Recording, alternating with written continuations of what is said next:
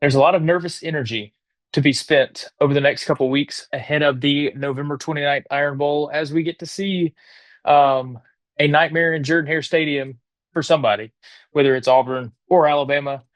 We know crazy things happen in that place. But to pass the time, why don't we talk about some high school football playoffs? We'll do that right now on the Under the Lights podcast presented by KEYSYS. I'm Kyle Parmley here, the sports editor at Starnes Media. All right, so first things first, we are into the quarterfinal rounds for classes 1A through 6A, 7A on to the semifinals. So you know what time it is. It's time to check the weather forecast. And what do we got? Friday night, chance of showers and thunderstorms. Of course, it's going to be a beautiful week all week long, Monday through Thursday. And then Friday, we get a chance of rain. So, same thing as 2 weeks ago.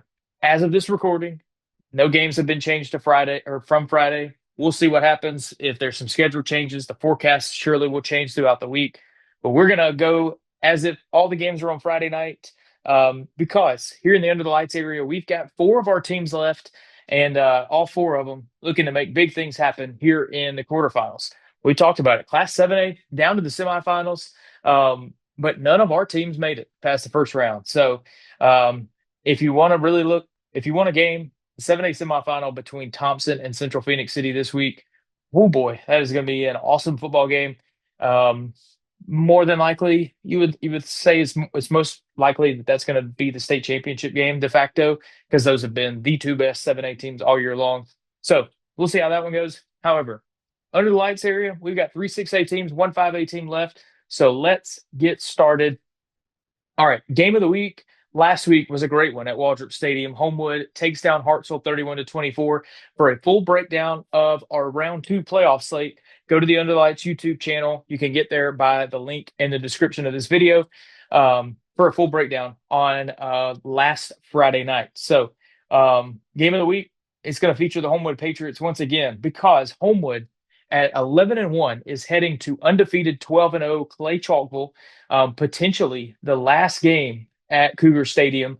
Clay Chalkville is getting a new school, a new football stadium, all that. They could potentially have a semifinal game there, but there is the potential that this is the last game at Cougar Stadium. It's going to be a big time game. You've got two teams that have just been tremendous all year long.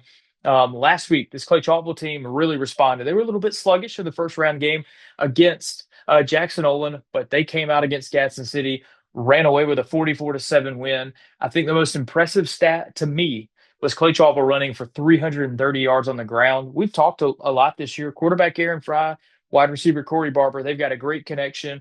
And that was still on display last Friday night. But that running game, if they run like they did last Friday, if they run like that into the future games, they it's going to be pretty much impossible to stop them with everything else they got going on because we already know the passing game's good. That defense is borderline elite. So there's not a lot of flaws with this Clay Chalkville team, and if they play like they did last week, they're going to be a tough team to beat. But on the other side, I mean, Homewood, if you look at this, there were so many storylines surrounding the Hartsville game with Homewood alum Burt Newton bringing his Hartsville team to town to play at his alma mater, where his dad, Bob Newton, coach, won five state championships at Homewood, all that. And it was a really good football game. Homewood and Hartsville went back and forth, but this game really turned in the third quarter when Joey Lukianow got a strip sack, forced a turnover, gave Homewood a short field. They capitalized on it. They end up winning 31-24. That score right there kind of made it a two-score game and really put the game out of reach. But the other closing, I mean, the X factor for this Homewood team is quarterback Caleb Carson. He's had an outstanding year, but that's not unexpected. A quarterback having a breakout year, running the ball, throwing the ball, just having great stats, lighting up the scoreboard, all that is great. But it's so impressive the way that you know Caleb is just so smooth. He's not going to blow you away with throwing the ball 80 yards down the field or running a 4.2 40. Like he doesn't need to do all that, but he's just so in control. He makes things look easy, and he makes plays when they need to be made.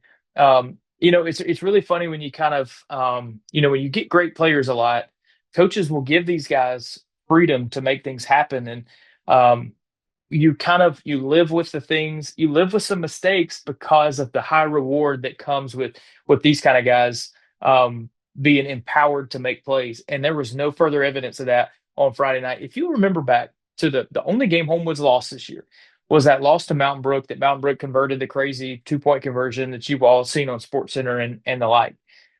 Well, the reason that Mountain Brook ever got the ball back in that game is because Homewood's or Caleb Carson threw a pass on third down that ended up falling incomplete. It gave Mountain Brook some extra time to drive down the field and make, tie the game up to send it to overtime. However, on the flip side of that, that's a play that in hindsight, coaches were like, hey man, like let's run the ball there. Like we don't need that play in that moment. However, when in when in doubt, Homewood has a fourth and short against Hartselle, and Caleb Carson, it's his turn to make a play, and he takes a risk. He drops back to pass, throws one up to the end zone, and hits Tamon Felton for a 33-yard score that was a huge score in the game. So you just look at it and you're just like, man, if a guy like Caleb Carson can make those types of game changing plays, like that's what will give Homewood a chance in this ball game. Now, let's be real. Clay Chalk Boys, based on who I've seen all year long, they are the best team in Class 6A. They might be the best team in the entire state. So they are certainly the favorites. If Homewood's going to have a chance in this game, you're going to have to get another great game from Caleb Carson. You're probably going to need one of those game changing type of defensive plays like we saw Joey Lukia now make last week, and then you just kind of see where it falls. But it's kind of one of those deals where if Clay Chalkville plays their game and execute the way that they have most of the season, you would expect them to win. But there's some playoff history between these two teams. They met a few times in the playoffs. The last couple times, Clay Chalkville has run away with victory. But they also met about 10 years ago, and it was a 40-39 thriller that Clay Chalkville won, like 40-39. So not out of the question that we get another game like that, but we will see how it unfolds. That's where I'm going to be on Friday night. I'm looking forward to it. I'm a big time Class 6A quarterfinal matchup. All right, so the other 6A quarterfinal going to feature the Mountain Brook Spartans at 9-3, hosting Muscle Shoals at 11-0. This is the opposite end of on the same side of the bracket. So the Homewood Clay winner is going to play the Mountain Brook Muscle Shoals winner. So Mountain Brook Mountain Brook gets one more home game this year. We'll see if they can make something happen. So you think about this game, Mountain Brook, they are playing their best football of the season right now. They've reeled off 5 straight wins. Their 2 playoff games, they have dominated Mortimer Jordan and Fort Payne. I think the combined score 73-14 in those 2 games. And to do it on the road last week at Fort Payne, 2-hour drive up the road, the Spartans went up there and took care of business. We just mentioned Clay's impressive running attack. Well, that's nothing compared to what Mount Brook did on the ground against Fort Payne. 447 rushing yards. 3 guys going over 100. Caden Hoffbauer at quarterback. Stuart Andrews, the running back. Trey Vinson, a guy who plays out of the backfield some out of necessity, and then can also split out wide. He went over 100 yards as well. If Mountain Brook can run the ball like that, like they're going to be hard to beat. This Muscle Shoals team, we always see them in the playoffs. Like these 2 teams have matched up deep into the playoffs twice in recent memory. In 2022, Muscle Shoals is who Mountain Brook beat to go to the state championship game. And a couple years earlier, they met again. They met one other time. So these 2 teams, no stranger to the playoffs. Muscle Shoals always seemingly making deep playoff runs. And this Trojans team is they're the real deal. They allow 7.6 points per game, and that's with the first 2 rounds of the playoffs being 2 of their like higher defensive outputs of the year. So this Muscle Shoals team is really good. We talked about Hartselle as good as they had been all year. Like their only loss heading into last week's game was their last week's game against Homewood. Their only loss before that was to Muscle Shoals. So this Muscle Shoals team, really, really good. It's going to be interesting to see which style kind of wins out. If Mountain Brook's able to run the football, that gives them a great opportunity. And it's one of those things where it's like as banged up, as beat up as Mountain Brook has been all season long, I didn't really expect them to be able to start ascending at this time of the season. It looked like the second half of the year they were hanging on for dear life. They had that game against Pinson Valley where if they lose to Pinson Valley, they might not make the playoffs. And then to turn it around in that game, to rally from a double-digit deficit and to come back and win the game, And it's all fallen into place. They've gotten a little bit healthier now. You got some guys that are out for the season that you can't replace, like what Lawson McKnight did for this team on both sides of the ball, guys like that. But on the other hand, just all the little nicks and bruises that they were able to heal up in that off week at the end of the regular season has really, really paid off as they've gotten into the playoffs. They're playing so well. Chris Yeager has taken this program to the playoffs time and time again. They're in the playoffs for the 10th straight year. So this is nothing new for the Spartans. One of the cool things that Chris Yeager always says this time of year is that he loves the fact that he gets one more week to coach his football team, and you can really see that on display. That joy that the program has being together, playing as a team, and getting extra weeks to be around the guys and to get things done. So Mountain Brook hosting Muscle Shoals, big time Class 6A quarterfinal. Um, if you want to look ahead a little bit, if Mountain Brook were to win this game, they're traveling either way. They would either go to Clay Chalkville, they would go to Homewood next week. And if you look at the previous game we talked about, um, Clay and Homewood would host Mountain Brook or travel to Muscle Shoals. So if you're looking, basically, no matter what, if Homewood or Mountain Brook win, they're going to be on the road. Um, so we'll see. Um, 5-6A quarterfinals. Those two games are going to be great ones. We want to tell you about a couple of our friends. We'll start with the presenting sponsor of the show, KEYSYS, KEYSYS.io, the place you need to go. They're on the cutting edge of all the AI stuff that is kind of taking over our world. It's becoming a part of your day-to-day life. I know in a lot of conversations, you start hearing so much about, hey, did you check out what ChatGPT told me about this or that, or help me with this idea? Um, it's just a fact of life now. AI is kind of taking over the world, but KEYSYS can tailor a plan for you or your business. KEYSYS.io. They've been a huge partner for us at Under the Lights all season long, sponsoring the podcast. And when it comes to our Homewood football coverage, theedgehomewood.com. The Edge is a great family friendly outdoor space. They've got live events every week. It's an outdoor food hall event center. They got all the things there. So go check them out right off Green Springs, theedgehomewood.com. And of course, our Mountain Brook coverage brought to you by Gun Dermatology, two locations in Mountain Brook. They got all your skincare needs taken care of. Gun Dermatology is the place to go for that. All right, Class 5A quarterfinals. Let's just be real. Briarwood has got its hands full. The Lions are at 7-5. They're heading to 10-2 Moody. This game will take place at Moody High School.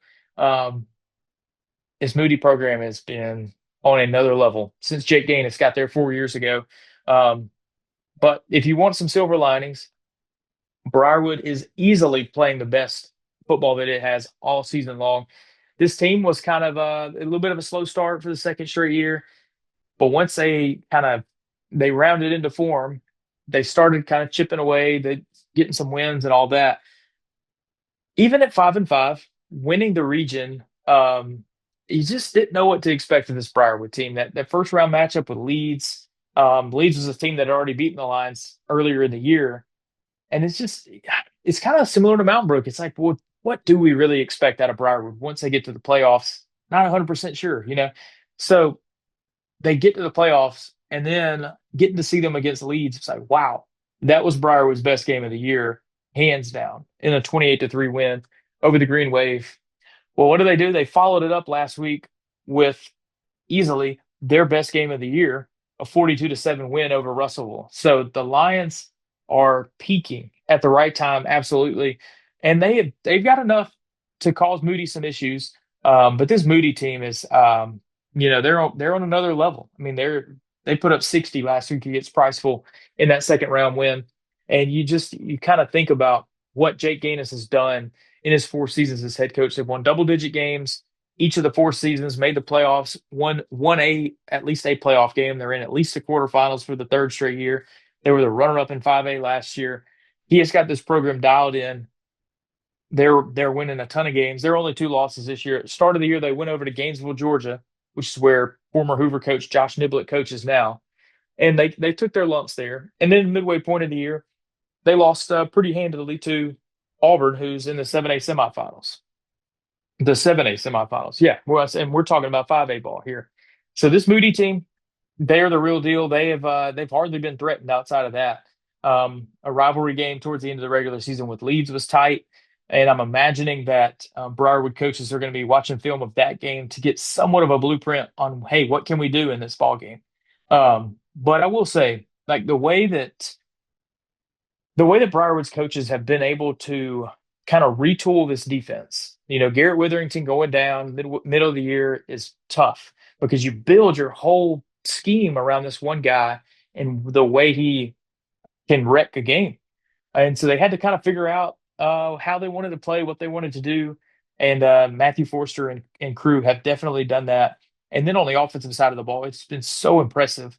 It really looks like about halfway through the year, it's like, what are they going to do? Because you can't really trick anybody when you've got Charles Dedman coming in at quarterback to throw the ball, but Jamison Barnes has been really good running the football, but neither one was excellent at the other.